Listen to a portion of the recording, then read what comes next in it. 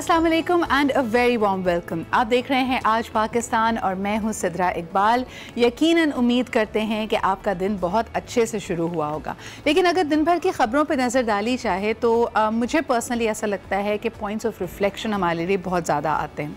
ख़ास तौर पर जिस तरह आपने देखा कि ये जो शिद्दत पसंदी की एक वेव चल रही थी, जहाँ हम ये तयन करने की कोशिश कर रहे थे कि हमारा अब फ्यूचर क्या होगा, क्या हमारे किस तरह रवाबित हमारे पड़ोसी मुल्क भारत के साथ आगे बढ़ेंगे, लेकिन साथ ही साथ हमारे अंदर जो खुद अगर खामियां होती हैं उनकी तरफ भी एक नज़र डालनी ज़रूरी है, उनको भी सही करना बहुत ज़रूरी है।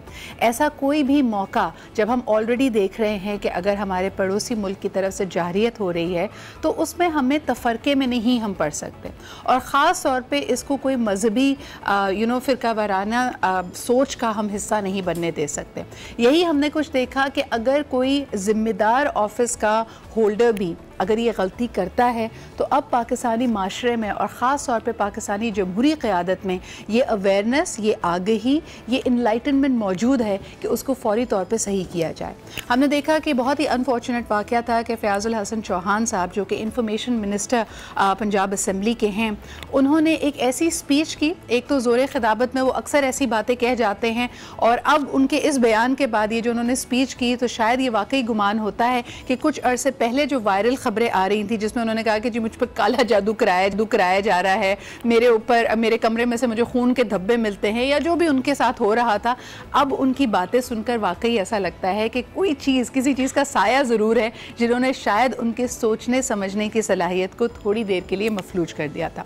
इस ख़ास अगर बयान की तरफ देखा जाए तो इसमें वो बात कर रहे थे, मेरे ख्याल में कुछ तनबीह करने की कोशिश कर रहे थे भारत को, लेकिन फिर उसको अनफॉर्चुनेटली उन्होंने एक मजहबी रंग दे दिया, और उससे ऑफ कोर्स पाकिस्तान में मौजूद हिंदू कम्युनिटी के जज्बात भी मजरूह हुए, जिनका ये मानना था कि अगर आप भारत के लिए कुछ कहना भी चाहते हैं, अगर इस वक्त आपका जज्बा हुब्बुल वतनी आपको इस बात पे उकसा रहा है कि आप अपने वतन के लिए कुछ कहें, उसमें किसी ख़ास कम्युनिटी को, किसी ख़ास अक़लियत को इस तरह टारगेट करना और इसको एक मजहबी रंग दे देना किसी तौर पर भी जायज़ या सही नहीं है। और इसी हवाले से फिर हमने देखा कि फ़ौरी तौर पर एक्शन लिया गया। पंजाब में जनाब चीफ मिनिस्टर उस्मान बुज़दार साहब ने फ़ौरी तौर पे उनका इस्तीफ़ा मांगा, उसको एक्सेप्ट भी कर लिया गया, और इसकी मेरे ख़्याल में हाईएस्ट ऑफिसेस तक में सुनवाई हुई है। ये मेरे ख़्याल में इस बात की भी तरफ निशानदेही करती है कि पाकिस्तानी माशरे, बेशक हम एक इस्लामी रियासत हैं, इस्लामी मुमलिकत पाकिस्तान है, लेकिन यहाँ पे जो अक़लियतों के हुकूक हैं वो शायद ज़्यादा महफूज हैं एज़ कम्पेयर टू हमारे पड़ोसी मुल्क। कल भी हम ये बात कर रहे थे कि जिस तरह नफ़रत अंगेज़ी वहाँ माशरे में पनप रही है, जहाँ इसको मजहबी तफ़रक़े का रंग दिया जा रहा है, एक फ़ॉल्ट लाइन है हिंदू मुस्लिम के बीच में जिसको वहाँ के अनफॉर्चुनेटली सियासतदान एक्सप्लॉइट करते हैं। पाकिस्तान में आज ये शऊर, ये आगही मौजूद है कि इस फ़ॉल्ट लाइन को ना हम छेड़ते हैं, क्योंकि पाकिस्तान में बसने वाला हर शख्स पाकिस्तानी है, इससे पहले कि उसको किसी भी मजहबी या लासानी तौर पर उसको एक दूसरे से जुदा किया जाए। और ख़ास तौर पे मुश्किल की इस घड़ी में जब हम देखते हैं कि हमारे दुश्मन की तरफ से पे दर पे हम पे वार हो रहे हैं, जारियत का हमें निशाना बनाया जा रहा है, पाकिस्तानी माशरा, पाकिस्तानी थिंकिंग क्लास, पाकिस्तान के सियासतदान और पाकिस्तान के शहरी किसी तौर पे भी ये बर्दाश्त नहीं करेंगे कि उनको किसी भी मजहबी बुनियाद पे, फ़िरका वाराना सोच के तहत उनको बांटा जाए। हम एक सीसा पिलाई दीवार की तरह, एक जिंदा कौम की तरह मौजूद है, और दुश्मन को इससे होशियार रहना चाहिए। इसके अलावा आपको बताते चलें कि ये नज़रियाती सरहदों के साथ साथ हमारी समंदरी हदूद, हमारी LOC पे भी जिस तरह जारियत जारी है उसके हमें और सबूत मिले। हमारी पाक अफवाज पे ऑफकोर्स हमें नाज है, लेकिन हमने ये देखा कि अभी तक जितनी हमारे पास खबरें आ रही थी वो तो LOC से रिलेटेड थी। पाकिस्तान आर्मी दुश्मन की जो गोलाबारी है, जो जारियत है, उसका जवाबी कार्रवाई कर रही थी, उसका मुंह तोड़ जवाब दे रही थी। इसके अलावा हमने ये देखा कि एयरफोर्स का इसमें क्या हिस्सा रहा, लेकिन अब आप हमारे दुश्मन की ज़रा हिम्मत तो देखिए कि समंदरी हुदूद को भी उसने लांघने की कोशिश की। कल की ये खबरें जिस तरह हम देख रहे हैं कि एक इंडियन सबमरीन पाकिस्तानी समंदरी हुदूद में उसने दाखिल होने की कोशिश की, इस ऑपरेशन को भी या इस मूवमेंट को भी नाकाम बनाया गया, स्क्रैम्बल किया गया। इसी हवाले से हमने एक रिपोर्ट तैयार की है, वो आपको पहले दिखाते हैं।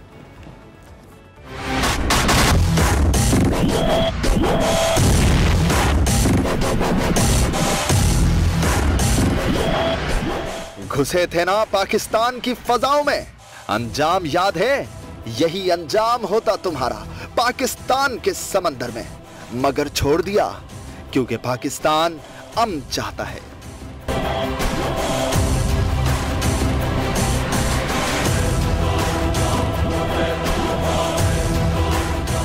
भारत देख ले इस आबदोज का हशर क्या होता। 4 मार्च रात 8:35 पर यह पाक बहरिया के चौकन्ने जवानों के निशाने पर थी।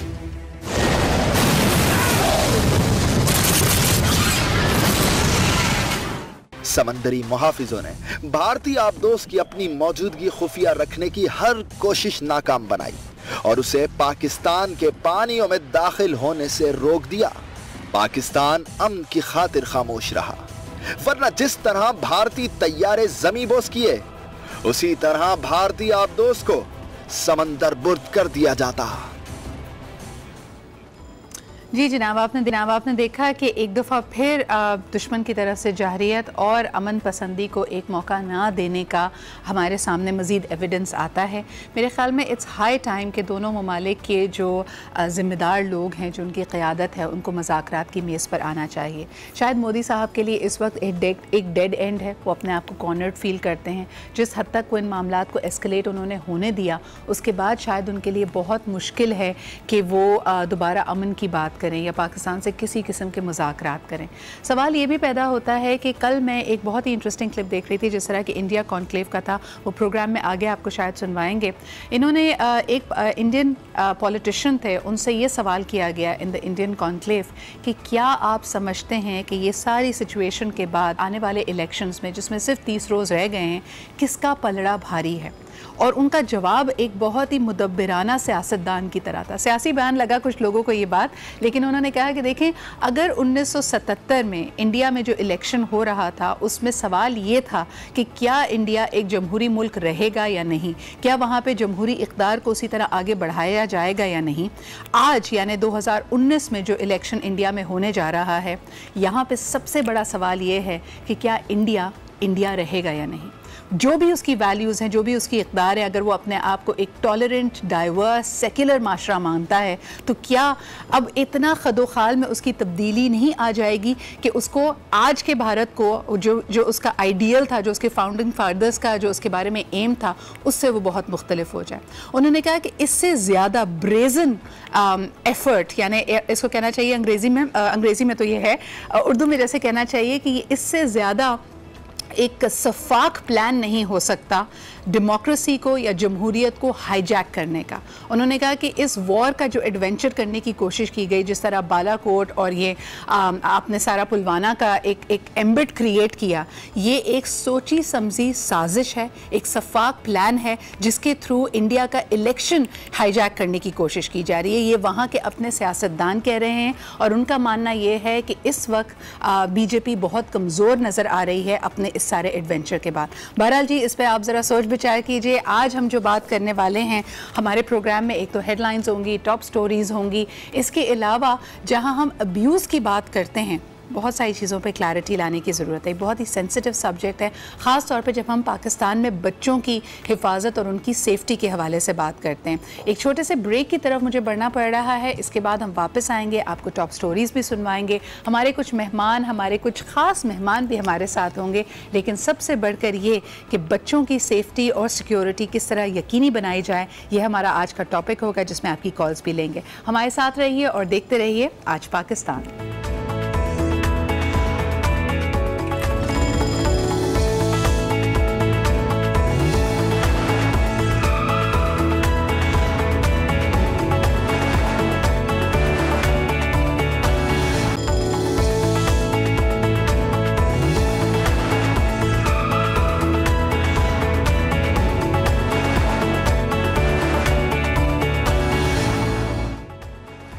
जब सालों की और सैकड़ों जानों की कुर्बानी देकर कोई बयानिया बनता है, जो कोई रियलाइजेशंस होती हैं बतौर माशरा, फिर उनके ऊपर डटे रहने का वक्त होता है। आज हमने देख लिया कि पाकिस्तान का बयानिया पूरी दुनिया में अब उसको सराहा जा रहा है, माना जा रहा है, उसकी क्रेडिबिलिटी स्टैब्लिश हो रही है। तो हमारे कॉल और फेल में तजाद नहीं हो सकता, ये बात जानती है हमारी जमहूरी हुकूमत। और जिस तरह के हम देख रहे हैं, ये कुछ जो हमारे सामने सिचुएशंस हुई हैं, अभी आपसे टॉप स्टोरीज़ में भी शेयर करते हैं, ये एक वाज़ेह पैगाम है तमाम तमाम पाकिस्तानियों के लिए भी और तमाम दुनिया के लिए भी। Let's take a look at our top stories of the day. हमारी अपना इनिशिएटिव है, हम किसी प्रेशर में ये नहीं कर रहे। सबसे बढ़कर ये कि अक्रॉस द बोर्ड अब पाकिस्तान की जमीन और पाकिस्तान को किसी लेवल पर किसी भी कैपेसिटी में कोई मिसयूज नहीं कर सकेगा इंशाल्लाह। 44 लोग हैं और ये मुख्तलिफ तंजीमों के। हुकूमत कालाधन तंजीमों के खिलाफ इन एक्शन, 44 अरकान को हिरासत में ले लिया गया। जमात उद दावा और फलाह इंसानियत फाउंडेशन पर भी पाबंदी आयद, नोटिफिकेशन जारी। जनाब, ये वक्त है इकट्ठे होने का और यकीनन इसमें अगर हम बात करें आला क़यादत की, अस्करी क़यादत की और ख़ास तौर पे बहैसियत कौम के जो चीज़ें हमारी प्रायोरिटी हैं वो हमारे बिल्कुल सामने हैं। कौम का मोराल इस वक्त बहुत हाई है, लेकिन सबसे बढ़कर ये कि इसमें भी हमें जिंगोइज़म को या नफ़रत अंगेज़ी को बिल्कुल भी मौका नहीं देना। हमारे साथ जो नौजवान नस्ल मौजूद है जिसको हम अपना सबसे बड़ा एसेट मानते हैं, वो कंपैशनेट है, एक दर्दमंद दिल रखती है और माशरे की बेहतरी के लिए कोशा है। आज आपके इस प्रोग्राम में मुलाकात कराते हैं ई डॉक्टर्स से। ई डॉक्टर्स ऑनलाइन एक ऐसा इनिशिएटिव है जो एक दफ़ा फिर मोबाइल हेल्थ और ई हेल्थ के बेसिस पे बना है। आज इसके 2 रिप्रेजेंटेटिव्स हमारे साथ मौजूद हैं। आइए सबसे पहले आपकी उनसे मुलाकात कराते हैं। We have with us Sania but who is the key person जिसने ये सारा she was part of the core team who put this app together. अस्सलाम वालेकुम सानिया। और आप ही के साथ तशरीफ़ रखती हैं डॉक्टर अदिया अहमद। आप you're a lady doctor and you're also interning with them, क्योंकि इसकी जो कोर सहूलत है वो ये है कि डॉक्टर्स आपके पास 24/7 मौजूद हैं। आप उनसे बात कर सकते हैं, उनसे मशवरा ले सकते हैं और वो आपके इलाज मुआवजे में आपकी मदद करेंगे। सबसे पहले तो सानिया, इस तरह के बहुत सारे इनिशिएटिव्स लिए गए हैं, मुझे बताइए कि इस इनिशिएटिव में यूनिक क्या है? आई बिलीव कि डाउ medical university is also associated with it, वो बताइएगा। बेसिकली ये एक इनिशिएटिव स्टार्टअप इसका इस तरह हुआ है कि हम लोग पहले रिफ्रेशर कोर्स कर रहे हैं 6 मंथ्स का for all the lady doctors जो कि अपना MBBS कंप्लीट करके हाउस जॉब करके घर में बैठ गई थी और अपना प्रोफेशन कंटिन्यू नहीं कर पाई थी। तो उन लोगों को हम 6 मंथ्स का रिफ्रेशर कोर्स देते हैं जिसकी जो डाउ ने बेसिकली हमारे साथ प्लान किया है, कोर्स पूरा आउटलाइन। उसके बाद फिर हम इनकी जो भी क्लिनिकल अटैचमेंट या ऑनलाइन कंसल्टेशन वगैरह में इनका साथ देंगे, बट अभी फ़िलहाल चल रहा है वो कोर्स चल रहा है। ठीक है, तो अदिया आपने भी you've completed your MBBS और मुझे पता है कि आप इनके साथ ट्रेनिंग कर रहे हो, इस प्रोग्राम में शामिल हो, तो आपने प्रैक्टिस करना क्यों छोड़ दिया था? क्या वजह थी कि MBBS कंप्लीट करने के बाद, इतनी मेहनत करने के बाद you were not practicing? I got married but I left my practice on my own will. I wanted to give time. नहीं कहा था, ये डिस्क्लेमर आ गया है मियाँ के लिए भी और सास के लिए भी कि जी उन्होंने नहीं कहा था, मैंने अपनी मर्जी से छोड़ दिया। मैंने मतलब I wanted to give time to my new setup, new life. So because everything requires adjustment at the new level. तो अगर I wanted कि पहले मैं अपने न्यू सेटअप को टाइम दूं and then resume. So कितना अरसा आपकी शादी का हो गया? मतलब अब मैं practice I have resumed my studies after around 5.5 years or so. आपने 5 साल का ब्रेक लिया। अच्छा देखिए, ये ख़वातीन के लिए अक्सर लोग ना इसको बड़ी मायूब बात समझते हैं। हम सवाल ही इस तरह करते हैं कि जी आपने इतनी मेहनत की थी, पढ़ाई की थी, फिर उसके बाद आप प्रैक्टिस क्यों नहीं कर रहे थे? ख़वातीन के लिए ख़ास तौर पे अपनी ज़िंदगी में थोड़ी सी लचक बहुत ज़रूरी होती है। आपके लाइफ सर्कमस्टांसेस चेंज होते हैं, आपकी प्रायोरिटीज़ में तब्दीली आती है और अगर आपकी फैमिली ग्रो करे तो you have to divide time accordingly. So there is nothing wrong with that. और ख़ास तौर पे टेक्नोलॉजी अब आपको हेल्प कर रही है। Sania, you are a young person yourself, क्या आप भी MBBS कर रहे हो? नहीं, मैंने MPhil किया हुआ है क्लिनिकल साइकोलॉजी। ओके, तो आपके लिए ये आइडिया इंपॉर्टेंट क्यों था? Where was the gap? एक तो हमें साफ नज़र आ रहा था कि जो डॉक्टर्स प्रैक्टिस नहीं कर रहे उनके लिए एक फ्लेक्सी सोल्यूशन देना ताकि they can come back to the field of medicine. लेकिन इसके अलावा जो दूसरा इसका टच पॉइंट है वो मरीज़ हैं।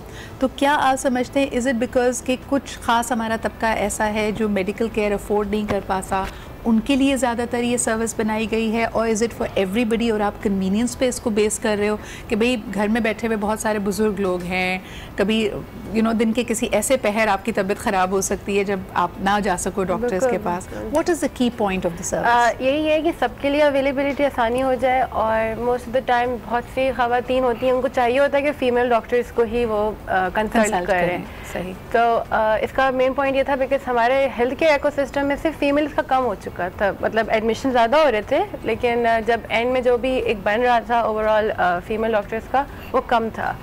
तो इसका मेन रीज़न ये भी था कि फ़ीमेल डॉक्टर्स आ सकें हेल्थ केयर इकोसिस्टम में।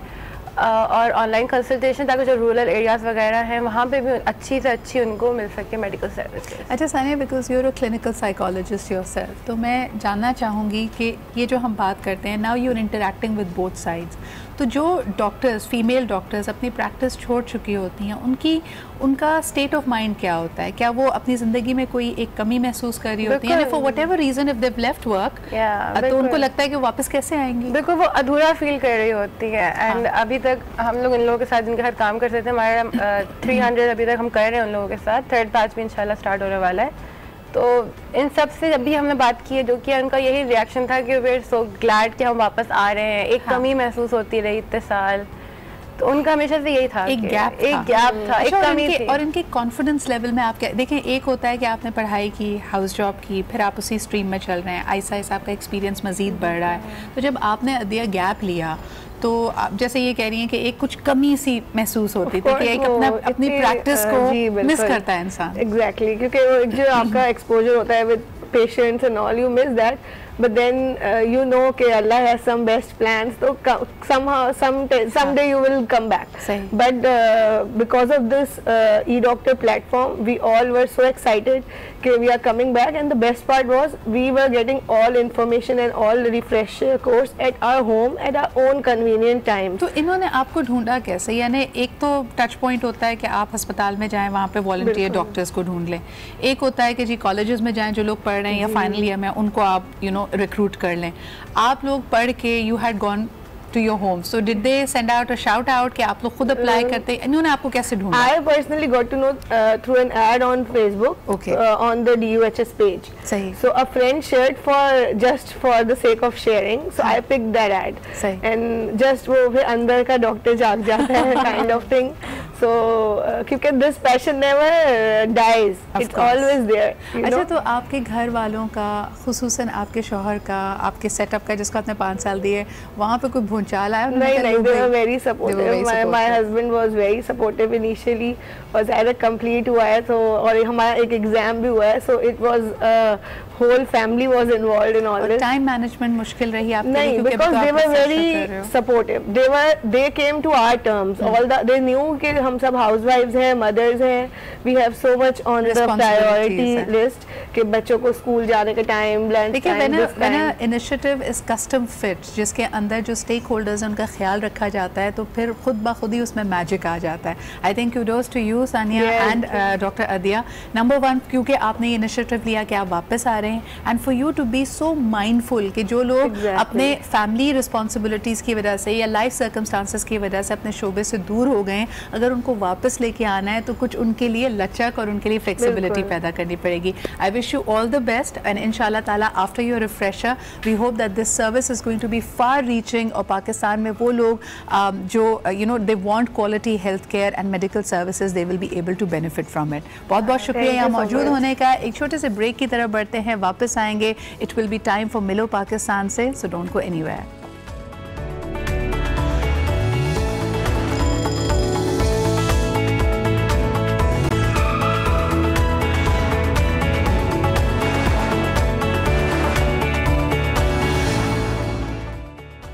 And welcome back. और जिस शऊर की हम बात कर रहे हैं कि एक माशरे में ये अंडरस्टैंडिंग होना कि हमें मिलकर रहना है, पीसफुली रहना है, और दूसरे को यानी कि अपने आप को इनसिक्योर महसूस नहीं करना, टॉलरेंस की या एक साथ को पीसफुली को एग्जिस्ट करने की सबसे बड़ी शर्त ये होती है कि आप अपने आप को सिक्योर फील करें और आप किसी और से थ्रेटन ना हो। ये वो फॉल्ट लाइन है जो पाकिस्तान ने ख़त्म करनी है, और इसमें सबसे अहम जो किरदार अदा कर सकती है वो तालीम है। आज हमारे साथ मिलो पाकिस्तान में एक ऐसी ही इनिशिएटिव को हम हाईलाइट करना चाहेंगे। वैसे तो सैकड़ों आपको स्कूल्स और फाउंडेशंस ऐसी मिलेंगी जो कि फ्री ऑफ कॉस्ट बच्चों की तालीम के लिए काम करती हैं।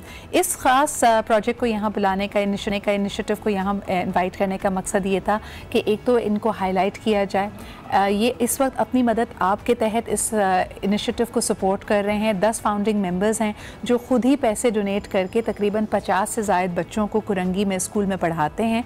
लेकिन अगर कोई और मुखैर अफराद इसमें अपना हिस्सा डालना चाहें, इनको सपोर्ट करना चाहें, इस इनिशिएटिव को सस्टेनेबल बनाना चाहें, तो you can definitely reach out to him. हैं। इस वक्त भी बहुत सारी ऑर्गेनाइजेशंस इनके साथ हैं और मुझे ये बताया गया है कि 23 मार्च को they will be doing their first event as well. तो सबसे पहले यहाँ पे वेलकम करना चाहेंगे सितवत इरफान को और जब्बो, जो कि पार्ट हैं इस इनिशिएटिव का। Thank you so much Sitwat and Jabbar for being here. Sitwat, सबसे पहले बताओ कि कोई भी इंसान अगर एक दर्दमंद दिल रखता है, अभी आपसे पहले भी we were highlighting a health related initiative and you are doing an education based community initiative, तो आपको एहसास होता है दूसरों के लिए कि आपके पास जो चीज़ नहीं है वो दूसरों तक प्रोवाइड की जाए, लेकिन कोई ऐसा टिपिंग पॉइंट, कोई ऐसा वाक़या ज़िंदगी में हुआ जिसके बाद ये सोचा कि नहीं, अब डू और डाई वाली सिचुएशन है, ये करना बहुत ज़रूरी है? एक्चुअली जब मैंने अपना करियर स्टार्ट किया था तो मेरा करियर स्टार्ट हुआ था टीचिंग प्रोफेशन से। टीचिंग प्रोफेशन आई थिंक एक ऐसा प्रोफेशन होता है कि उससे आप जो है वो स्टूडेंट्स के दिल के करीब पहुंच जाते हैं बहुत ज़्यादा। तो जब मैंने ये देखा कि वो बहुत सारे स्टूडेंट्स कुछ ऐसे थे जो हमारे पास तालीम अफोर्ड नहीं कर सकते थे, तो ऐसे स्टूडेंट्स के लिए एक सॉफ्ट कॉर्नर हमारे दिल में आ जाता है कि ये तो मतलब एक हमारा जो O level and A levels का जो ग्रुप होता है, एक हमारा जो डिफरेंस है एजुकेशन सिस्टम में, उस एजुकेशन सिस्टम को हमने इस लेवल पर पहुंचाना था कि जो डिफरेंस है हम इसको बीट कर सकें। आप अगर इसको इस तरह देखिए कि जो वल्नरेबल कम्युनिटीज़ हमारे यहाँ कहलाती हैं, जो अंडर सर्व्ड होती हैं, ये it is not by choice. जबार, अक्सर लोगों के जहनों में ये आता है कि अगर आप किसी ऐसे शख्स को देखें जिसके पास ज़्यादा पैसे ना हो, आमदनी कम हो, ये बड़ी अजीब सी बात है कि माहिर नफ्सियात ने इसके ऊपर जब स्टडीज़ की तो उन्होंने कहा कि हम आम लोग ये समझते हैं कि शायद ये बहुत सुस्त लोग हैं, इनका काम करने को दिल नहीं चाहता, ये हार्ड वर्किंग नहीं है, तभी इनके देखें ये हालात बदलते नहीं, वरना क्या वजह है, दुनिया में जो मेहनत करे वो बेहतर हो सकता है। ये सोच तब्दील कैसे की जाए? बेसिकली अगर हम यूथ को अपने साथ गैदर करें या फिर जो हमने क्लास कम्युनिटीज़ बना दी हैं कि जो डाउनवर्ड बच्चे हैं या गरीब घराने से हैं, एजुकेशन के साथ साथ बच्चों में शऊर पैदा करना, क्योंकि अभी एजुकेशन जो तालीम है वो साथ में ये बताने के लिए कि अभी हम जो ज़्यादातर भाग रहे हैं वो डिग्री के पीछे भाग रहे हैं। बिल्कुल। तो साथ में कि तालीम क्या है, इल्म हासिल करना किसी भी चीज़ के लिए।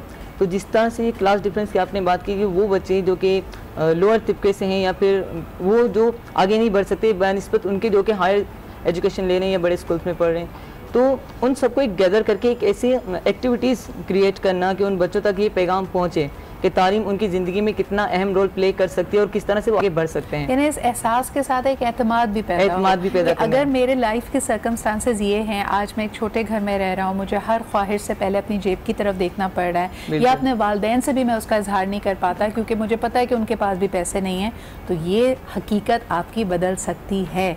और सचमुच कितना मुश्किल होता है when you work with these students. एक स्टेप 1 तो ये था ना कि ऐसा कोई इदारा कायम हो, आपको ऐसे बच्चे मिलें, उन बच्चों को आप एडमिशन दे दो, लेकिन फिर आप इनकी परफॉर्मेंस के बारे में क्या कहोगे? क्योंकि इनके लिए तो हर रोज़ एक जंग है ना, कि अपने घर से निकलना, अपने आप को पढ़ाई में मोटिवेटेड रखना, घर के हालात, वो जो महरूमियाँ हैं, वो जो चैलेंजेस हैं, उनको बैक ऑफ द माइंड करके अपना सारा फोकस तालीम पे लाना, ये उन बच्चों के लिए मुश्किल होता है।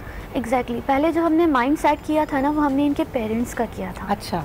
क्योंकि इनकी जो अपब्रिंगिंग जो घर से हो रही है, इनको जो माइंडसेट घर से डिलीवर हो रहा है वो एजुकेशन की तरफ नहीं होता है, वो अर्निंग की तरफ होता है। छोटा कम कुछ घंटे दिन के गुजारते हैं, लेकिन उन्होंने वापस घर जाना होता है। और उनका जो घर से माइंडसेट होता है वो अर्निंग पे फोकस कर रहे होते हैं। वो ये चाहते हैं कि हम सिर्फ अर्निंग करें जिससे हम अपनी फैमिली को सपोर्ट कर सकें, उनका एजुकेशन की तरफ उनका माइंड नहीं होता। सही। सबसे पहले हमने काउंसलिंग स्टार्ट की थी तो उनके पेरेंट्स की काउंसलिंग स्टार्ट की। बिल्कुल। कि अगर आप इनको नहीं भेजेंगे, अगर आप इनको मोटिवेट नहीं करेंगे एजुकेशन के लिए, तो हमारे पास सस्टेन नहीं कर सकते। यानी जो तालीम की अहमियत का एहसास है वो उजागर करना फैमिलीज का और घर का काम। तो जब पेरेंट्स की काउंसलिंग करते थे, क्योंकि वो बेचारे भी अपने मसाइल में घिरे हुए हैं, वो अपने कुनबे को देख रहे हैं और उनकी कोशिश है कि सबको पेट भर खाना ही मिल जाए।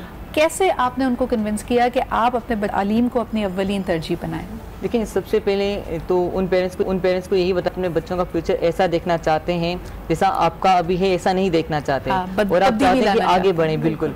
तो तालीम बहुत ज़्यादा ज़रूरी है। अभी एक अनएजुकेटेड पर्सन अगर हम कहें तो एक अच्छा बिजनेस रन कर सकता है, लेकिन उसमें कहीं ना कहीं एक वो शऊर वाली बात, किसी से बात करने की या अपने आप को डेवलप करने की, क्योंकि तालीम के साथ ये नस्लें बनती हैं। बिल्कुल। तो जब कि आप अपने बच्चे को एजुकेटेड बना देंगे, तालीम दे देंगे इस हद तक कि वो अपने आप को मज़ीद आगे बढ़ा सकें, सिर्फ अपने लिए नहीं वो बल्कि दूसरों को भी अपने साथ लेकर आगे बढ़ेगा, क्योंकि एक ऐसा आइकन बना दें, उनका एक सिंबल बन जाए कि अगर ये कर सकता है तो हम भी कर सकते हैं। यानी आपको उसी कम्युनिटी में से रोल मॉडल्स ढूंढने हैं, ऐसे लोग ढूंढने हैं जिन्होंने कामयाबी हासिल की है, जिन्होंने अपने आज को बदला है। लेकिन जबार ये भी पूछना चाहूँगी कि अगर इन फैमिलीज़ के पास चॉइस होती है, यानी इनके बहुत सारे बच्चे हैं, अगर बेटे भी हैं बेटियाँ भी हैं, एक आम तस्वुर ये है कि फिर वो शायद प्रेफर करते हैं कि अगर हम एक ही बच्चे को या तालीम दे सकते हैं तो बेटे को प्रेफर करें। तो ये आप लोगों ने कुछ वहाँ पे तब्दीली लाने की कोशिश की है? मैंने अपनी जो उनको स्टोरी बताई है तो वो मेरी सक्सेसफुल, मतलब मेरी जितनी भी स्टोरी रही है वो सक्सेसफुल रही है, तो उससे मैंने उनको इंस्पायर करने की कोशिश की है फीमेल्स को।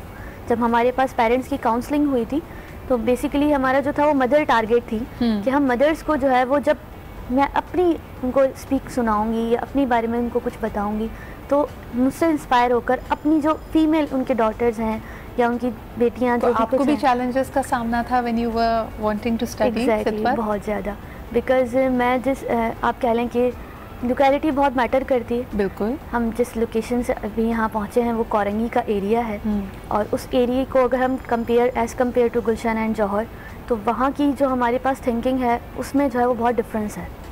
वहाँ हमारे पास बहुत ज़्यादा चैलेंजेस हैं। और ये थिंकिंग क्या है, क्या चीज़ आपको पीछे रोकती है? कंजर्वेटिव थिंकिंग, यानी उनको ऐसा लगता है कि अगर बच्ची बाहर निकलेगी वो गैर महफूज है, उसका बहुत लाइक्स एंड डिसलाइक्स सेट हो जाएंगी, उसकी पर्सनालिटी में से एक फ्लेक्सिबिलिटी चली जाएगी। बिल्कुल ऐसा ही मीन्स के वहाँ पर जो है वो थिंकिंग का बहुत ज़्यादा फर्क है। सही। तो जबार इसको फाइट करने के लिए क्या किया जा सकता है? फाइट करने के लिए हमने एक छोटी सी एक्टिविटी रखी थी पेरेंट्स की सेंटर्स के अंदर, और उसके बाद अल्हम्दुलिल्लाह हम ऐसे खानदान जो कि अपनी इस्तिताअत होने के बावजूद भी अपनी बेटियों को नहीं पढ़ा रहे थे, अब वो अपनी डॉटर्स को पढ़ा रहे हैं। वो क्यों नहीं पढ़ा रहे थे? उनके जहनों में यही था कि गलत हो जाएगा। इवन के वो खानदान में जो टीचर है, मेल टीचर, उनके पास अपनी डॉटर्स को कभी भेजते ही नहीं थे कि हम मेल टीचर से नहीं पढ़ाएंगे, फीमेल्स होनी चाहिए, फिर आगे बढ़े। Cultural barrier. सही। तो उसके लिए पेरेंट्स को उनका माइंड सेट हुआ है, वो उसी को गो थ्रू कर रहे हैं। अच्छा, आपको ये लगता है कि जहाँ हम लड़कियों के लिए इतना फोकस करते हैं, माँ बाप को कन्विंस करते हैं, जो लड़के जो बच्चे हमारे स्कूलों में आ रहे हैं उनकी सोच को भी तब्दील कर, यानी वो घर जाके अगर अपनी बहनों से, अपनी वालदा से उनका रवैया वही है, तो हम फिर एक और जनरेशन उसी तरह की तैयार कर रहे हैं जो इसी मेंटालिटी के साथ है। जब आप लड़कों से जब इंटरेक्ट करते हो तो उनके अंदर रहमदिली, काइंडनेस, कंपैशन, ये सब कैसे पैदा किया जाए? बेसिकली मेरे पास दो ऐसे साइकोलॉजिकल वर्ड्स होते हैं जो हम उनको हिट करते हैं। पहले तो ये कि दुनिया में तमाम अमल जो है वो मकफ़ात अमल है, सही। जो हम करेंगे वो हमारे सामने रिटर्न होकर आता है। इसके बाद कि हमने जो कुछ भी यहाँ पर इस दुनिया में किया है, एट दी एंड हमें उसका जवाब देना है, सही। सो चाहे हम अपने आप से छुपा लें, अपनी फैमिली से छुपा लें, लेकिन एक ज़ात है जो हमें हर वक्त इनर, आपका ज़मीर है वो आपको देखता है। बिल्कुल, थोड़ा सा इमोशनली भी जो है वो टारगेट करना पड़ता है। बिल्कुल। और हमारी ये कामयाबी रही है ऐसे बच्चे जो कि बाइक राइडिंग को बहुत ज़्यादा तरजीह देते थे, जबकि पेरेंट्स उनको पढ़ा रहे हैं।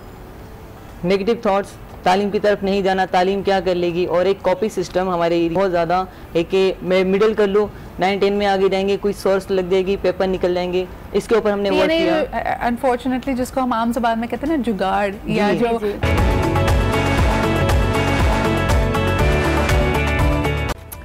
And welcome back. आज हमारे सामने जो सब्जेक्ट है that is very very close to my heart.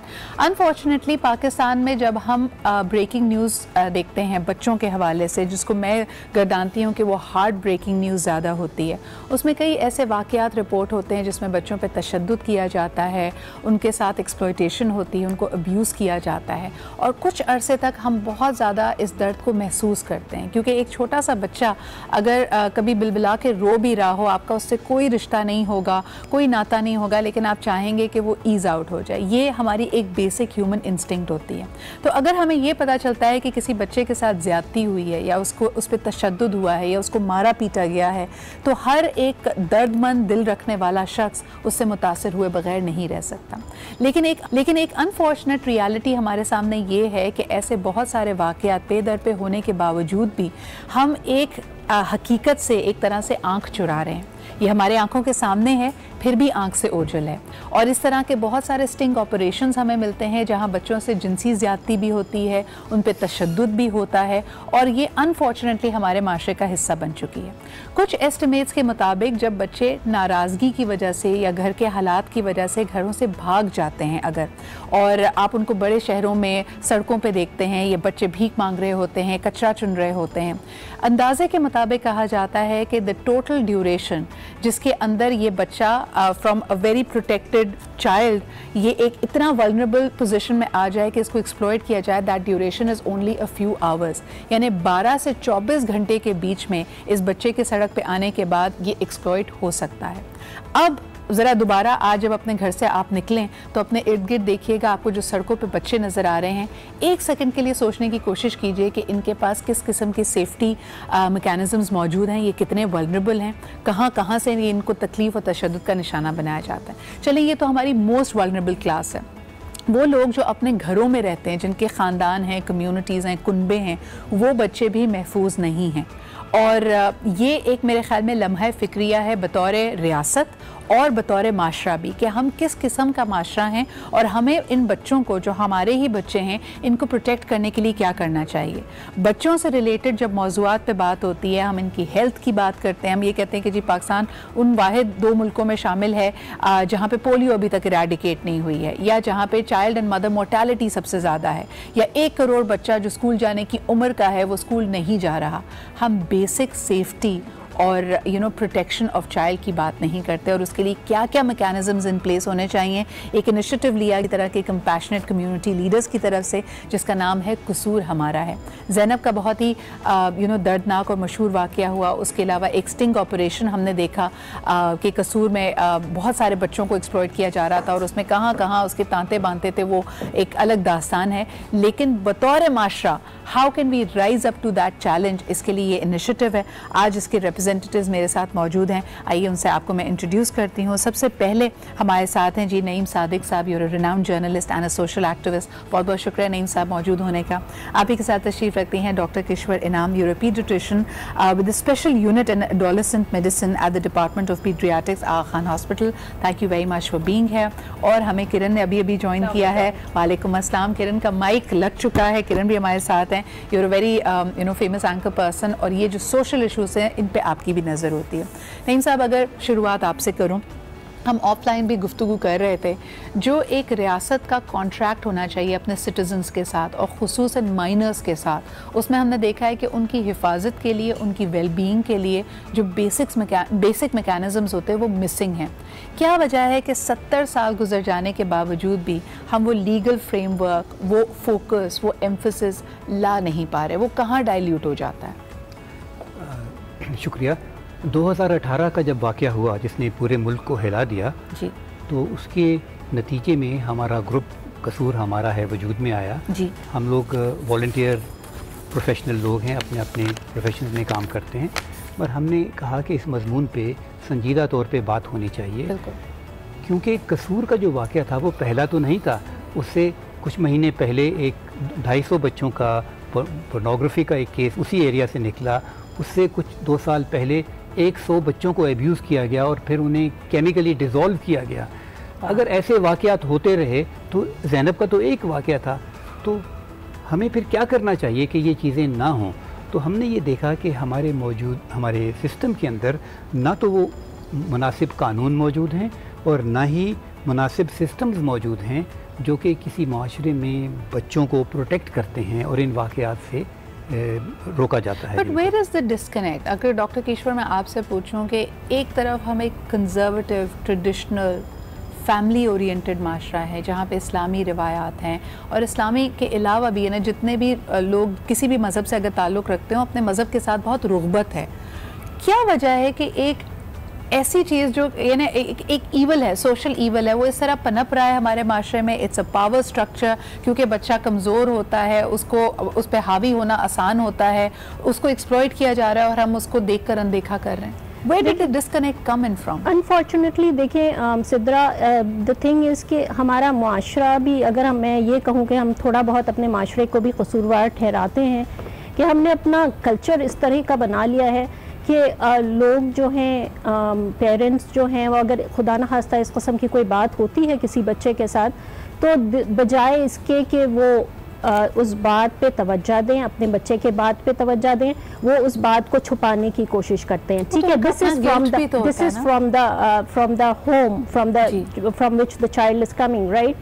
The other major thing is के हमारे पास जैसे बाहर के मुल्कों में ये होता है कि चाइल्ड प्रोटेक्टिव सिस्टम एक पूरा बना हुआ होता है।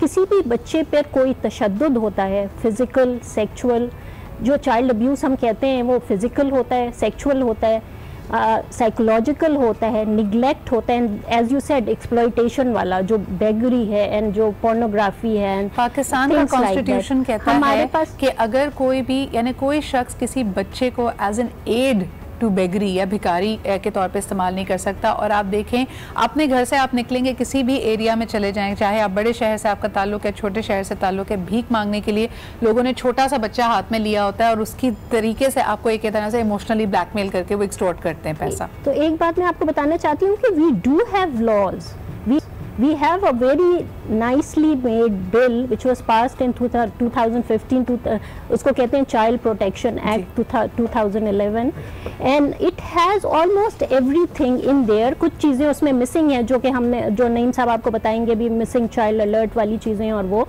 लेकिन वो चीज़ हमारे पास है, लेकिन हमारे पास इम्प्लीमेंटेशन नहीं है। बात को कंटिन्यू करते हुए ये बताना चाहूँगी कि 2008 का जो इलेक्शन था, जब हमने देखा कि जमहूरियत पाकिस्तान में अपने तरीके से बहाल हुई, तो बहुत सारी ज़बरदस्त लीगल लॉ मेकिंग उस वक्त की गई। यानी जो लीग्स की बात की जाती है, जैसे आपने इस एक्ट का हवाला दिया, वुमेन हरासमेंट बिल उस वक्त आया, 18वीं तरमीम हुई, यानी लीगली यू राइट कि the framework was put in place. लेकिन किरण, आप कहाँ पे देखते हैं कि डिस्कनेक्ट कहाँ पे, जो इन्होंने बात की कि बिगाड़ के माशरे में बहुत ज़्यादा आ चुका था कि इम्प्लीमेंटेशन मुश्किल हो रही है। प्रॉब्लम ये है कि हमें जो है ना बिल्कुल रूट से देखना पड़ेगा, बिल्कुल जड़ से देखना पड़ेगा। ज़ैनब वाला वाक़या देखिए, या इसके अलावा कोई भी बच्चे वाला वाक़या आप देखिए जहाँ पर किसी बच्चे के साथ ज़्यादती हुई है, वहाँ पर सबसे पहले कसूरवार, I am really sorry for that, लेकिन पेरेंट्स कसूरवार होते हैं, नहीं होते। पेरेंट्स अपने बच्चे को सुन नहीं रहे होते, अपने बच्चे पे ध्यान नहीं दे रहे होते। अगर शुरू से ही अगर आप देखें, अगर आपका बच्चा आपको बता रहा है कि अगर आपके बच्चे को किसी के पास बैठना है या किसी से बात करना नहीं पसंद, तो पेरेंट्स क्यों ध्यान नहीं देते, पेरेंट्स क्यों तवज्जो नहीं देते। लेकिन ये बड़ा ये आपको हर जगह दिखाई देगा। आप किसी भी बच्चे के साथ देख लें, पेरेंट्स के साथ देख लें, बच्चा आपको मना कर रहा होगा कि आपको इनके साथ बैठना पसंद नहीं है। आप सुने, वो इतना मासूम बच्चा, वो इतनी छोटी एज का बच्चा जो पेरेंट्स को बता रहा है, उसको आप देखें, उस पर आप ध्यान दें और काउंटर करें। क्योंकि सर ये कहते हैं, मैंने ये प्रोग्राम अपने कई प्रोग्राम्स बात उठाई करने के लिए कि अगर कुछ बात रिपोर्ट करना चाहे तो वो कैसे करें। तो उसमें आई रिमेंबर कि आलिया भाभी हमारे साथ, आलिया सारे मौजूद थी, तो उन्होंने कहा कि देखिए हर बच्चा एटलीस्ट एक जुमला ज़रूर कह पाता है, मुझे अच्छा नहीं लगता, और उस पे तवज्जो देना बहुत ज़रूरी है। लेकिन हमने कभी बच्चे को इज्जत नहीं, आप ये बात करते चले एक्सप्लॉयटेशन अब्यूज़ के एक्सट्रीम लेवल पे नहीं जाते। आप अपने घरों में देखिए कि आप बच्चे को जब डांटते हैं तो उसकी इज्जत नफ्स को आप मजरू करते हैं, उसको आप कभी कभार कोई नाम देकर पुराते हैं, कभी आप उसको पागल कहते हैं, बेवकूफ़ कहते हैं।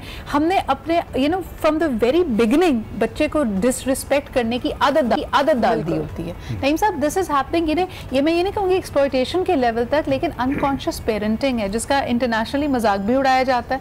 यानी हमारे यहाँ इस बात को हम बुरा समझते ही नहीं है कि बच्चे ने अगर बदतमीजी की या कोई ऐसी चीज की जो हमें पसंद नहीं है तो हमने 2-3 थप्पड़ मार दिए। पूरी दुनिया में अब माशरा इतना सिविलाइज्ड हो गया, वो उस चीज को बुरा गर्दानते हैं। बुरा किरदार हम ये समझते हैं कि ये जो सोशल इश्यूज हैं, साइकोलॉजिकल इश्यूज, पेरेंटल इश्यूज, ये जरूर अपनी जगह पे एक किरदार प्ले करते हैं और इनको ठीक होना चाहिए। मगर अगर एक बुनियादी फंक्शन होता है स्टेट का कि अपनी हेल्पलेस माइनॉरिटी हो या एनिमल्स हों, वाइल्ड लाइफ हो या बच्चे हों, उनको प्रोटेक्ट करने के सिस्टम्स और मैकेनिज्म बनाए। बिल्कुल। इस वक्त यूँ है कि पाकिस्तान में पहली एक FIR ही रजिस्टर नहीं होती अगर एक बच्चा आपका मिसिंग हो जाए।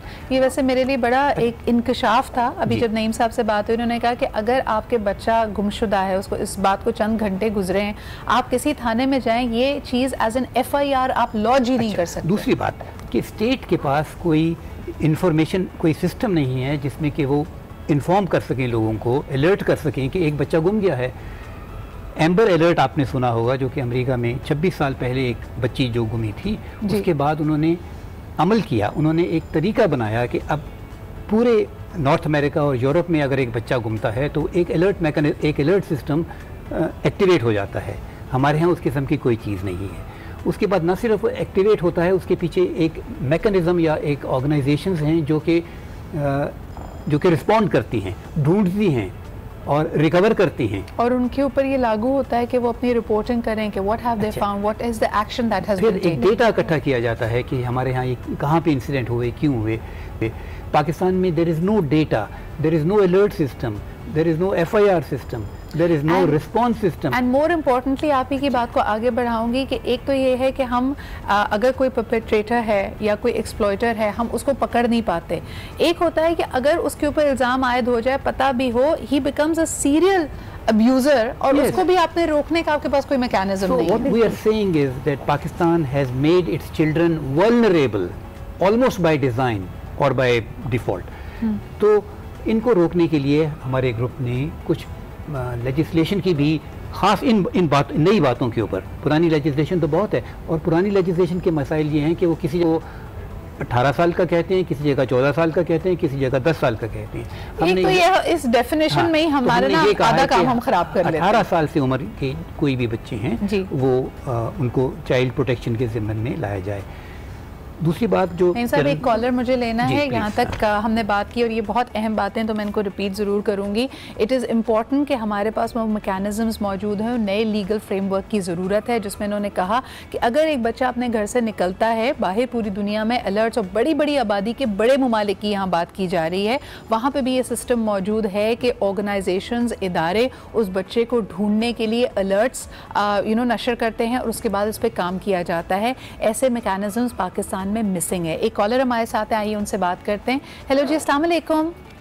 वालेकुम सलाम, सलीम अनवर नाम है मेरा। जी जी, क्या कहना चाहेंगे? मैं ये कहना चाह रहा हूँ कि देखिए, मेरा मीडिया से ताल्लुक है, मैं राइटर भी हूँ, पोइट भी।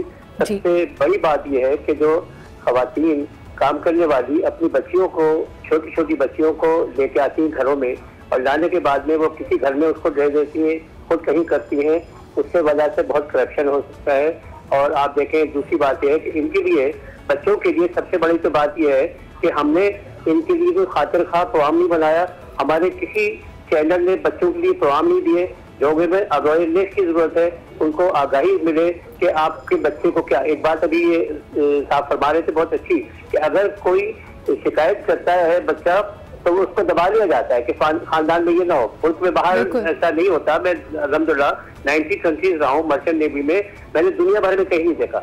इसका एक और चीज देखें आप, सदर में, कराची में जिधर जाए, अच्छी खवातीन, उसको बच्चा एक होमवर्क कर रहा था बिलीव मी सदर में, और इंग्लिश किताब, और अब माँ जो है वो पैसे मांगने के बैठी थी, और साफ सुथरे खानदान की।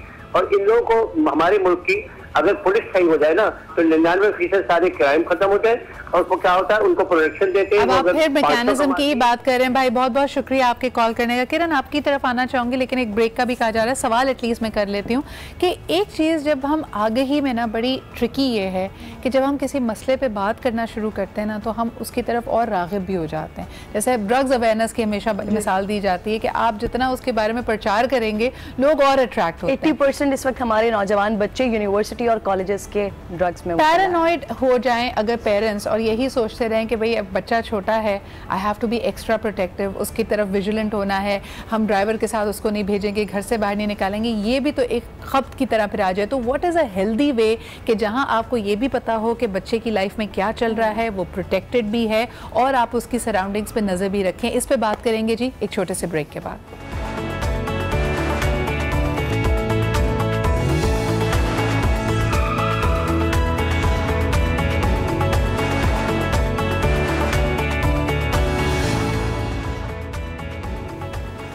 Welcome back after the break. हम बात कर रहे हैं चाइल्ड प्रोटेक्शन के हवाले से। अगर आप नफ्सियात, ह्यूमन नफ्सियात को पढ़ें तो उसमें आपको नज़र आएगा कि हमारी जो बेसिक नीड्स हैं उसमें एक नीड ज़रूर होती है जिसमें हम बिलोंगिंग की बात करते हैं कि हम कहाँ से ताल्लुक़ रखते हैं, हमारे इर्द गिर्द कौन लोग हैं, हमें वो पसंद करते हैं या नहीं।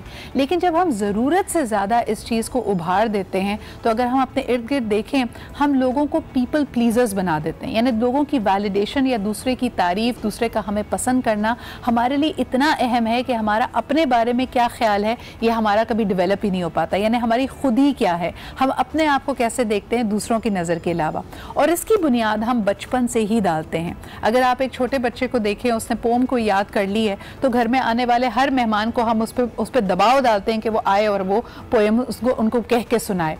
या बच्चे ने कोई नई चीज़ सीखी है तो हम बच्चे को बिल्कुल एक मदारी के बंदर की तरह तमाम मेहमानों के सामने बिठाकर कहते हैं अच्छा अब वो करके दिखाओ। इसमें जहां हम बड़ी गलत ट्रेनिंग बच्चे की ये कर रहे हैं कि दूसरे की वैलिडेशन आपके लिए इम्पॉर्टेंट है और दूसरे का आपको पसंद करना इम्पॉर्टेंट है और आपकी अपनी पसंद और नापसंद इम्पॉर्टेंट नहीं है। That is where the radar goes wrong. Doctor Kishwar, इस पे कभी छोटा बच्चा अक्सर रिपोर्ट कर रहा होता है कि मुझे किसी के पास जाना पसंद नहीं है, मुझे उनकी गोद में ना पुश करें, मुझे अच्छा नहीं लगता कि वो मुझे ऐसे हाथ लगाएं या छुएं, लेकिन हम बतौर बड़े उस घर के या उन बच्चों के सरपरस्त होने की हैसियत से हम इसको लाइटली लेते हैं। इसकी क्या वजह है? Sidra, this is a very important point, and I think we should realize this, we should have our kids talk their own minds. हमें बचपन से ही उनकी तरबियत इस तरह करनी चाहिए कि वो अपनी बातें समझा सकें। तो जिस तरह मैं आपको बता रही थी कि फॉर एग्ज़ाम्पल जब हम 2 साल के बच्चे को लेते हैं, ठीक है, इन 2 साल के बच्चे को हम सिखाना शुरू करते हैं कि वो बॉडी पार्ट्स को ये आइज़ हैं, ये ईयर्स हैं, ये वो हैं, तो उसी वक्त अगर हम उसको साथ साथ उसके प्राइवेट पार्ट्स के नाम भी बता दें तो होता ये है कि it is easier for them to communicate. कि अगर उन्हें पता है कि ये भी एक पार्ट है बाकी पार्ट्स की तरह बॉडी का, तो it helps them communicate. Doctor Kishwar, थोड़ी सी रहनुमाई कीजिएगा हमारे यहाँ के पेरेंट्स की जिनको लगता है कि when is the right time और what is the right way कि आप अपने बच्चों से इस मौजू पे बात कैसे करें, क्योंकि उनको लगता है कि बच्चे की जो मासूमियत है वो बहुत अहम है, उसको हर बात खोल के नहीं। बल्कि किरण, अगर मैं आपसे भी यही सवाल करूं, आपकी 2.5 साल की बेटी है, हाउ डू यू ट्रेन हर कि आपने उसको इस बारे में हसास भी बनाया है लेकिन वो जो बच्चे की मासूमियत होती है उसको भी आप बचा कर रख सकें? एग्जैक्टली, मैंने जब उसकी ट्रेनिंग की है तो उसको ईच एंड एवरीथिंग, जैसे कि डॉक्टर साहब बता रही हैं, और बॉडी पार्ट्स के नाम के साथ सारी चीज़ें बताई हैं। अब आयशा का वो रिस्पॉन्ड करती हैं और इस तरह से रिस्पॉन्ड करती हैं कि जिस वक्त मैं उनको चेंज करवा रही होती हूँ, उनका डायपर चेंज करवा रही होती हूँ, तो वो बार बार बता रही होती है मुझे कि डायपर सिर्फ मम्मा चेंज करवाती हैं, कोई टच नहीं करता। बाहर जब वो अपने बाबा के साथ जाती हैं, और क्योंकि बच्चे सबको प्यार आता है, उन पर क्यूट लगते हैं, उनको प्यार करने की कोशिश करते हैं, तो वो रोकती हैं, don't touch, I am a girl, मुझे हाथ नहीं लगाए, मेरी मम्मा आपको मारेंगी। अच्छा, वैसे ये बतौर माशरा हम इसको ना good touch and bad touch की अक्सर बात करते हैं।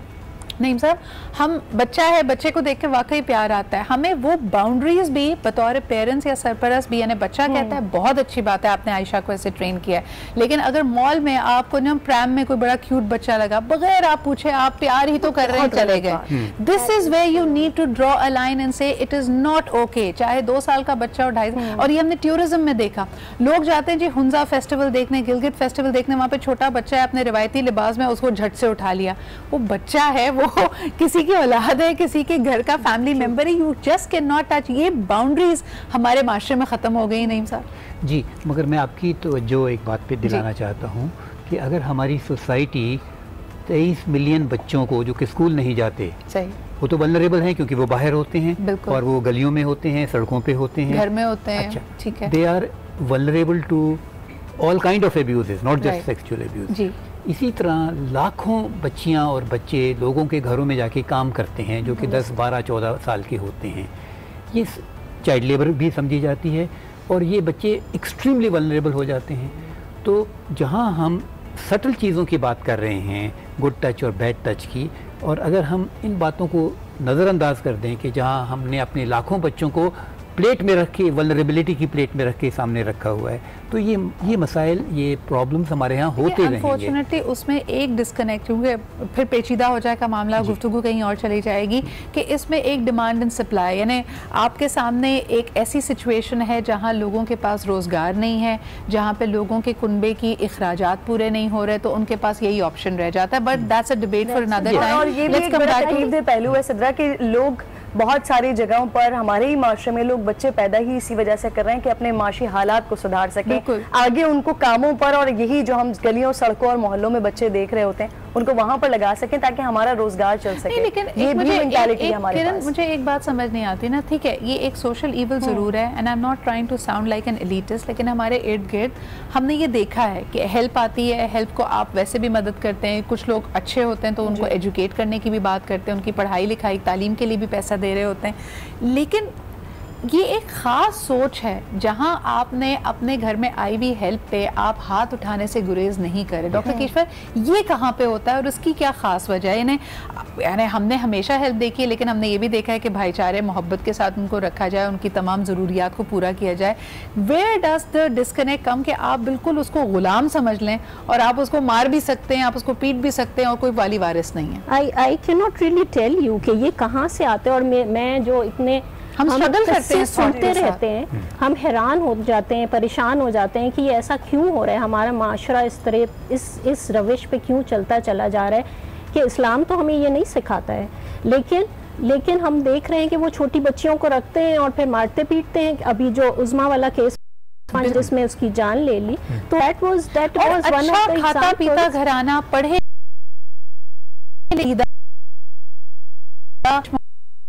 कर सकते हैं कि एक बच्चे को अगर आपने चलें किसी भी ज़रूरत के तहत या उनके कुनबे की ज़रूरत या आपकी अपनी ज़रूरत, आपने उसको काम पे रखा, लेकिन आप उसको इतना टॉर्चर करें कि आप उसको खाना ना दें, उसको मार दें, इट्स एब्सोल्युटली बियॉन्ड अस। इसको हम किस तरह कंट्रोल कर सकते हैं? आई थिंक वो बात उधर ही जाती है कि अगर हमारे पास लॉज हों, अगर हमारी गवर्नमेंट इस सिस्टम को बना दे जो चाइल्ड प्रोटेक्टिव सिस्टम होता है।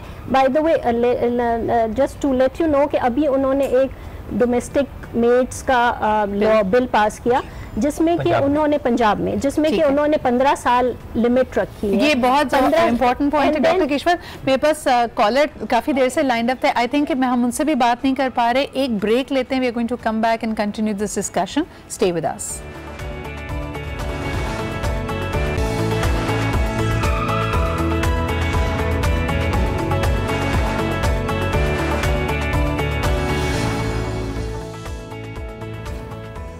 And welcome back. और बहुत ही इंपॉर्टेंट एंड सेंसिटिव सब्जेक्ट, इस पे हम कॉल्स भी ले रहे हैं। ऑफलाइन भी हम यही बात कर रहे थे कि क्या इन मसाइल का हल, बच्चों को बेहतर हिफाजती इक़दाम उनके लिए होना, उनको मुख्तलिफ़ किस्म की अब्यूज़ जिसमें फ़िज़िकल, सेक्शुअल, मेंटल हरासमेंट मौजूद है, इससे बचाने के लिए क्या हमें कवानीन को सख्त करना ज़रूरी है या बतौर माशरा हमें खुद अपने आप में सुधार लेके आना है? इस बात से बिल्कुल इनकार नहीं किया जा सकता कि रियासत को ज़्यादा मजबूत मैकेनिज़म्स बनाने हैं जिसके अंदर सज़ाओं को सख्त करना है। कोई ऐसा अगर मुर्तकब है इस गुनाह का, उसको पकड़ने के जो हमारे पास इक़दाम और तरीके हैं उसको हमें ज़्यादा सख्त करना है। लेकिन इससे भी अहम ये है कि जो हमारी रिवायती इक़्तिदार थी, जिसमें हम कहते हैं ना, हमेशा एक अफ्रीकन प्रोवर्ब की बात की जाती है कि सिर्फ एक घराना या वालिदैन बच्चे को की तरबियत नहीं करते या उसको परवान नहीं चढ़ाते, एक पूरा माशरा, एक पूरा गाँव, एक पूरा कुनबा कस्बा मिलकर उस बच्चे की तरबियत कर रहा होता है। तो जो हमारे आपसी रवाबित थे कि हम एक अगर नेबरहुड में रह रहे हैं, हमें पता है हमारे आस पड़ोस में कौन है, कितने बच्चे, उस बच्चे को आप नाम से जानते हैं, वो बच्चा कहीं जा रहा है तो उसको देखा जा रहा है, किसके साथ जा रहा है तो आप खुद रेड अलर्ट हो रहे हैं। आज तो आप 100 दफ़ा सोचते हैं कि जी पता नहीं बच्चा जिसके साथ है वो उसका वालिद है नहीं है, हम कुछ कह दें तो लोग बुरा ना मान लें। Those are the things which are also preventing us. Doctor Keshwar, I was just looking at your ad जो हमने अभी प्ले किया, ये कॉमन बात है। मैं अगर इतने सारे ग्रुप्स में, अगर फेसबुक के हम ग्रुप्स में शामिल हैं, वहाँ लोग रिपोर्ट कर रहे होते हैं कि जी मैं अपना बच्चा स्कूल छोड़ने के लिए गए, हमने देखा ड्राइवर ने बच्चे को उठाया, हमें लगा कि कुछ गड़बड़ है, बच्चे को सही तरह से वो जिस तरह छू रहा है, मैं अपने बच्चे के साथ तो अनकंफर्टेबल होता, लेकिन मैंने कुछ नहीं किया, मैं हेल्पलेस था। वो बच्चा लेके चला गया, उसके साथ जो भी हुआ वो बच्चे के साथ हमने अपनी खुद ही वो बाउंड्रीज बना ली कि इसके बियॉन्ड हम नहीं जा सकते। डॉक्टर किशोर के बजाय प्लीज मैं इस पे बात करना चाहूंगी। इसमें सबसे बड़े जो लोग वीडियोस बना के ग्रुप्स पर शेयर कर रहे होते हैं ना, सबसे बड़े जिम्मेदार वो खुद होते हैं। कोई 3 से 4 दफ़ा सड़क पर मेरी बच्चे के वालिदैन से लड़ाइयाँ हो चुकी हैं। मुझे फील हुआ कि कुछ गड़बड़ है, नहीं सही लग रहा, बच्चा बहुत ज़्यादा रो रहा है, बाइक पर बैठा हुआ है, उसके बाबा ही हैं शायद उसके साथ, लेकिन मुझे लगा कि कोई ना कोई गड़बड़ है। मैंने वहीं गाड़ी रोक दी और मैं उतर के उनसे बात करना शुरू कर दी कि क्या मसला है। तो बाकायदा मेरे झगड़े हुए, मेरी लड़ाइयाँ हुई हैं। तो ये वाला जो सोसाइटी का ये मूड है ना, क्योंकि गाड़ी में ड्राइवर किसी बच्चे के साथ कुछ भी करा है। पिछले दिनों हमने बहुत सारी ज़ैनब वाले इशूज़ के बाद ये बहुत सारी बड़ी तादाद में वीडियोस देखी हैं आपने यकीनन देखी होंगी। गाड़ी के अंदर बच्चा है, ड्राइवर के साथ एक पीछे जो मेड है कोई भी उसके साथ बैठा हुआ है, कुछ ना कुछ ऐसा हो रहा है, वो घर तक चला गया, किसी ने वीडियो बनाई, लेकिन बस वीडियो की हद तक। आप समझते हैं आप अपनी जिम्मेदारी से बस अपनी जिम्मेदारी, हाँ जी, आपने अपनी जिम्मेदारी पूरी कर दी, लेकिन आपने उसको अगर उसी वक्त खड़े होकर रोका होता तो शायद जो बंदा कर रहा होता उसके अंदर डर आ जाता कि मुझे देखने वाले भी हैं, मुझे रोकने वाले भी हैं। और अगर यही चीज़ अगर सोसाइटी का या अगर रियासत का मैकेनिज्म दुरुस्त नहीं हो पा रहा है तो हम इनफरादी तौर पर तो कोशिश कर सकते हैं। लेकिन लोग डिफेंसिव भी होते हैं किरण, जैसे आपने खुद कहा कि झगड़े हो जाते हैं, पेरेंट्स इस बात को मदाखलत के तौर पे देखते हैं कि भाई आप हमें बताएंगे कि अपने बच्चे के साथ क्या करना है। इस सोच को भी तो तब्दील होने की जरूरत है, इस सोच को बिल्कुल तब्दील होने की जरूरत है। फिर जब अगर ये एक मेरे सिर्फ सड़क पे करने से या आपके करने से या 2-3 लोगों के करने से नहीं बनेगा, अगर ये ओवरऑल सोसाइटी का मूड हो जाएगा, अगर वो कॉलर हमारे साथ है इस पे बात हम जरूर करेंगे। बहुत सारी कॉल्स लाइन अप थी, सॉरी हम ले नहीं पा रहे बिकॉज हम पैनल से ही गुफ्तगू कर रहे होते हैं। Let's find out who is with us. Hello ji, अस्सलाम वालेकुम। अस्सलाम वालेकुम जी। वालेकुम अस्सलाम। कौन साहिबा कहाँ से बात कर रही हैं? मुल्तान से समरीन बशीर बात कर रही हूँ। कैसी हैं? बिल्कुल ठीक ठाक। क्या कहना चाहेंगी समरीन? हाँ जी, मैं आपका प्रोग्राम देख रही थी, उसमें ये बच्चों के जिनसी ताल्लुकात के हवाले से जो बात हो रही है तो उस हवाले से मैंने आपसे बात करनी थी। जी फरमाइए। ऐसा है कि मेरी ना बड़ी बाजी हैं, वो ढींगा शहर में रहती हैं, तो 16 साल उनकी शादी को हो गए, तो उनका जो बड़ा बेटा है ना वो है 14 साल का ना। अब मेरी जो बड़ी बाजी है ना वो 16 साल मतलब शादी को हुए, तो वो पहली दफा ना मतलब अब हमारे घर रहने के लिए आई हुई हैं। 1.5 महीना हो गया वो हमारे घर रह रही हैं। अब जो उनका जो बड़ा बेटा है ना वो वहीं पर रहता है। अब उसकी वजह ये बनी है, पहली दफा मेरी बाजी ने बताया कि मेरे बच्चे के साथ ऐसे ऐसे ये मसला हुआ था, वो मदरसे में जाता था, तो इस तरह से ना उसके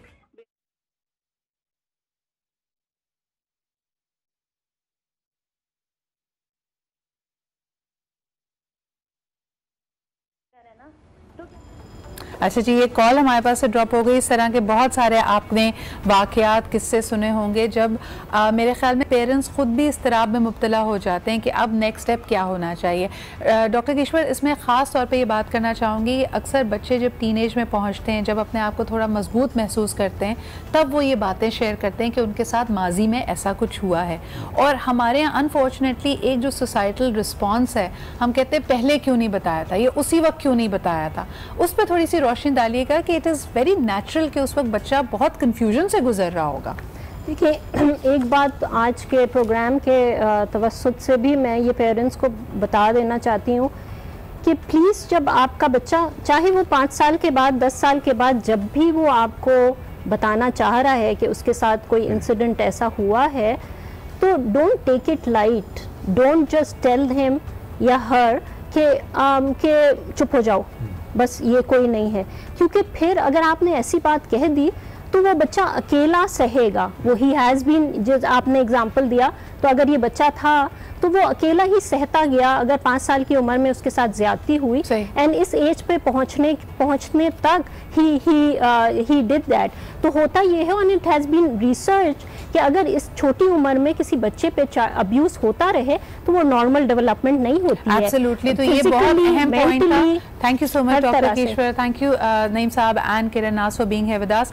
बहुत ही वसी ये सब्जेक्ट है, कॉम्प्लिकेटेड भी है। हमने कोशिश की कि थोड़ी अहम बातें आपके सामने ज़रूर रखी जाएं।